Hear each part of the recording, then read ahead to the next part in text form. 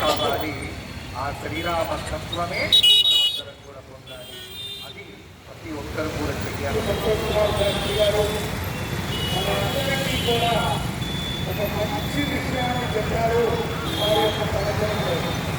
అదేంటో మనందరికీ అర్థమయ్యే ఉంటుంది.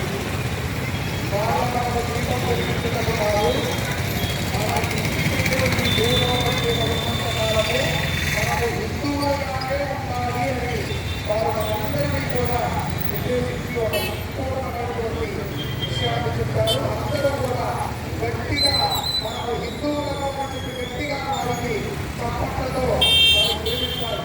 ఇంతమంది హిందువులను ఉన్నారు, ఇంతమంది అయినటువంటి ధర్మ విషయాలని చెప్పారు.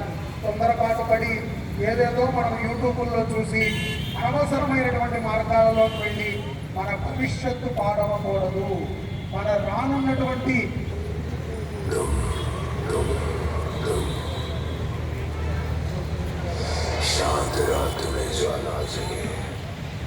మన యొక్క భాగ్యం ఏమిట్రా అంటే, మన అదృష్టం ఏమిట్రా అంటే, మన ప్రాంతము, మన ప్రగతి నగరు బాగుని కోరేటువంటి ప్రధానమైనటువంటి వ్యక్తులు కొలనం హనుమంతరెడ్డి గారు, గంగరాజ్ యాదవ్ గారు మన వేదిక మీద మొట్టమొదటి రోజు మనతో పాటు దీపాన్ని వెలిగించడానికి వచ్చారు. వారు కూడా సంకల్పంలో పాల్గొని మనతో పాటు దీపాన్ని వెలిగిస్తారు. ఎందుకంటే మనమందరము కోరుకునేది కూడా ఒకటే, మన ప్రగతి నగరు